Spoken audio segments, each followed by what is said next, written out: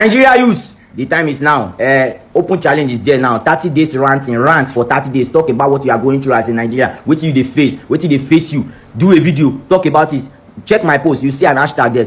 Tag me in your videos. If you reach 1 million, tag me. I'm reposting everybody. I'm sharing. If you come across anybody's video talking about their own problem too, when you come across it, like, share, everybody. Let's shut down this internet space with our own ranting. Talk about what you are facing as a Nigerian youth. What they face you. Talk. It is now to talk. You don't need to go to the streets now. You can stay in your house, do a video, talk about what you are going through. It is time to talk. Don't let anybody silence you. Talk about what you are going through. Say it. Say your mind. Say your mind. Say what they pay you for this administration. Say it out. This is your time. This is your opportunity to do that. Say it out. We show them say we are not lazy Nigerian youth. Show them say we dey inside this country with them.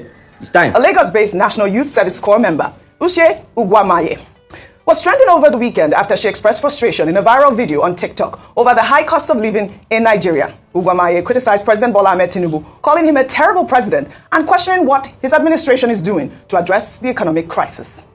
This video, I just want to say to our president, I don't know if there have been any other president that is terrible, but you are such a terrible president. It is so hard. So I'm coming from the supermarket where I went to get foodstuffs and everything has gone up again. It's just like every single week prices increased. I want to know, what is the government doing about this increment? Is there going to be a particular time where prices will stop going up? Is there going to be a particular time where things are going to go back? Guys, why am I going to get a crate of egg and they're telling me it is 6.5? It doesn't make any sense that egg will cost 6.5. Like, I literally can't remember when egg used to cost 800. Like, why is no one saying anything about it? Being an NYSC Corper, there's nothing beneficial about this whole NYSC thing. The money I spend on transportation is just more than the alawi the government gives me. Like, it doesn't, I can't keep up. Like, I'm so tired of this bill and I can't keep up. I am overwhelmed and I'm tired, I'm exhausted. It's too much and I wish that we will start calling the government out heads on. For example, Tinubu, you are a terrible president. Like, what are you doing to help us? What are you doing to help the economy? You are so terrible. I'm so sick and tired of Nigerians acting like we are strong and they say, oh, Nigerians, we are actually very strong. Oh, no matter how much they increase things, we still chest it. No, it is not cute. We are cowards. Cute.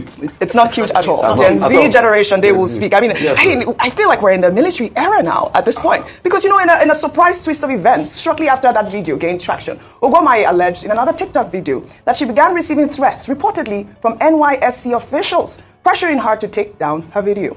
So 30 minutes ago, I just received a call from the NYSC board, starting with the secretariat before the LGI, and for the secretariat, for the NYSC secretariat, I'm going to attach what she said, some of the things she said, so you guys will hear. Are you normal? I wasn't insulting the president, ma. I was only asking for accountability. Hold down that rubbish you put there. Ma, are you threatening me? Hold down that rubbish. I'm not talking to your mate. She called me and she was shouting and she was threatening me to take down the video. And in my first mind, I'm like, wait, how did they get my phone number? And then I realized that every NYSC Corper has to fill a file with your phone number and your address. I'm like, these people actually have my house address and they know where I'm staying. I never insulted the president. I said he's terrible. That is not an insult. It is a statement, and I did not go on and start saying, oh, Tinubu, you're this, you're that. I just said he's a terrible president. Why is there a problem that the NYSC government, NYSC secretariat, or NYSC board will come in to threaten me? Like, why is that okay? That I can't speak up for something that is directly hurting me?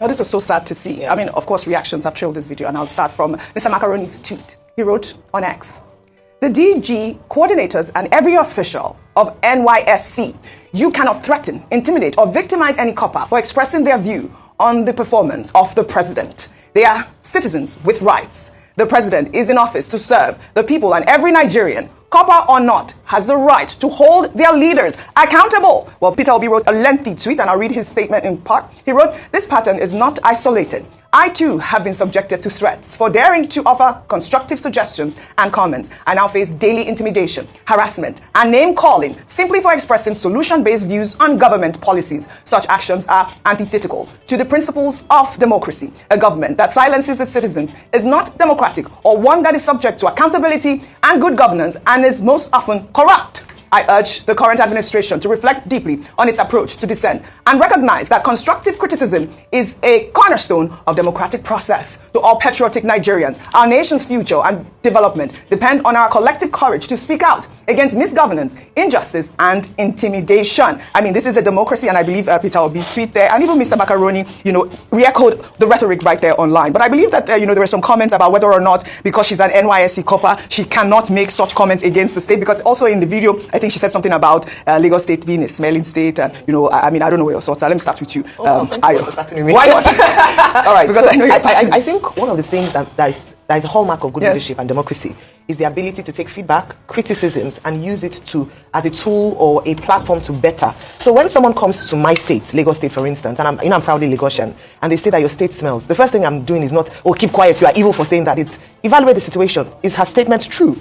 Why has she come to say? Why did she say that? So some people send me messages that, oh, yeah, you're Lagosian, so you should be ashamed of yourself for not defending. It's not about defending. It's actually the love for the state that would make me want to see what outsiders perceive, and even inside people that live here. And if it's true, let's fix it. If Lagos is smelling, let's fix it. It's a permanent thing. I mean, we often talked about refuse management, even the rivers and the streams. So it's her opinion, and she said that, and a number of people have also opined of the same thing. But now let me go to the main story around what you said about militarization of democracy, as we seem to see it in Nigeria, and it's such a sad situation. I'll take it from this angle. As an NYSC, as a Corper, would be in her early 20s. Maximum. If you look at her and the way she speaks, she's probably Gen Z. By the way, this is the SH0CK generation.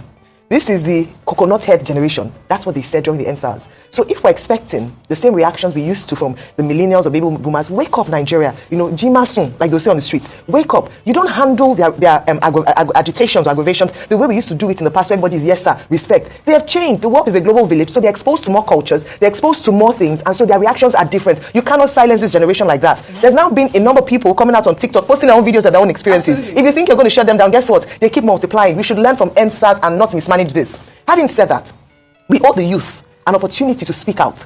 We owe this lady an opportunity to express herself. As long as you're 18 years and above, you are an employer of the president. Absolutely. And he needs to recognize that. Criticism does not mean that you hate or you are a terrorist. It just means that your love for this nation would not make you keep quiet when you see bad things happening. Finally, we have seen a number of young people migrating abroad, and the president keeps going out to say that the young, our greatest asset in Nigeria are the youth. Yes. Let's not lose our youth by coming hard, coming harsh and hard on them. Listen to them; they are the future. If they're saying things are bad, listen, take it as feedback, and even call them to a round table. Absolutely. Why are you spending money on a national youth conference if you're not willing to listen to the young people? If the young people take the platforms to speak, there's only as much as you can keep them quiet, and you should find that woman that threatened that woman. Nothing must happen to Shai. That threatened that woman. I think it is very important. But in the video, she made a lot of, she complained a lot, and a lot of people could relate to that. Obviously, she talked about the price of egg. She also talked about electricity. When she came back, they brought her bill. She couldn't even believe that it had gone, like it was double. So one of the reactions, before I come to you, Rufai, one of the reactions that trailed the story is a 2022 video of President Bola Ahmed Tinubu, then the APC presidential candidate, promising to provide constant electricity in the first term of his administration if he was elected president. Tinubu said during the campaign that if he didn't deliver on his promise, he should be voted out. Let's take a look. By all means necessary, you must have electricity, and you will not pay for estimated bill anymore. A promise made will be a promise kept. If I can't keep the promise and I come back for second term, don't vote for me. That's the truth.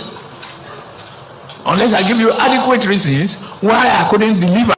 All right. Electricity is one of the biggest problems at this point. I mean, in fairness to him, he's only done 18 months, right? So we are hoping that by the end of his first term, like President Bola Ahmed Tinubu has promised, this our Band A electricity issues will be resolved. Rufy, on fire. It's done 658 days. 658, okay. Days.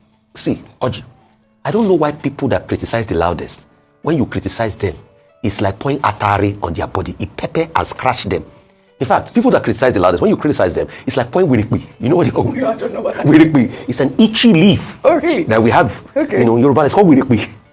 The same APC that shocked Jonathan, did give him breathing space, that were praising as the bastion of opposition.